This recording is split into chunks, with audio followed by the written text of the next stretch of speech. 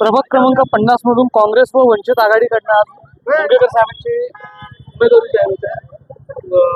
उमेदवारी अर्ज तुम्ही दाखल केला, काय माहिती? नाही, आज गोरेगाव प्रभाग क्रमांक 50 मधून ज्या वेळेला हा ओबीसी प्रवर्गात निर्देशित झालेला वॉर्ड आहे आणि आज इकडे काँग्रेस पक्षातून आम्ही वॉर्ड क्रमांक 56चा मी ब्लॉक अध्यक्ष होतो.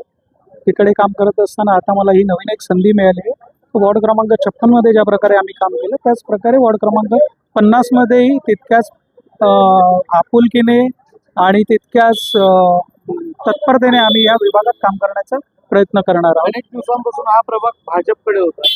आता तिथे ठाकरेंची पण एक लढाई दिसते आणि परत तुमचे काँग्रेसतर्फे काय नाही, तसा हा एक कॉस्मोपॉलिटियन वॉर्ड आहे.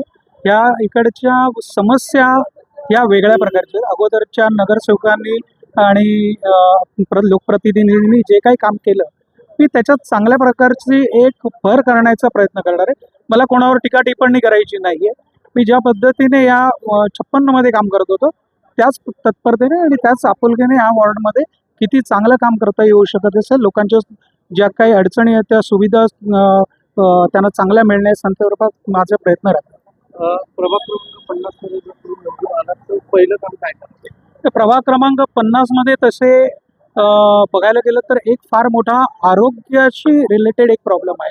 जेणेकरून जर तुम्ही बघितलं तर या विभागात मॅक्सिमम डेथ आहेत या कॅन्सरने होत आहेत.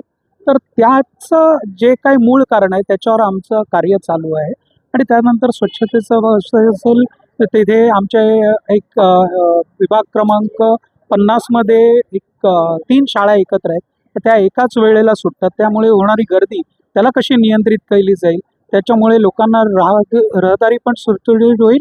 प्लस तुम्हाला कधी ॲम्ब्युलन्स वगैरे अशा काही निगडीच्या ज्या प्रकारे आपण पुढे अडचणी देतात ॲम्ब्युलन्स आणि याच्यासाठी त्याही येणार नाहीत. कारण जर तुमची रहदारी सुरळीत झाली तर अशा अडचणी येणार नाही आणि त्याच्यासाठी आम्ही कार्यरत. काटेकी टक्कर वाटते की आम्ही फार आशावादी आहोत त्यावेळेला की काँग्रेस पक्ष ही लढाई चांगल्या प्रकारे लढेल आणि उत्तीर्ण येईल. धन्यवाद. धन्यवाद.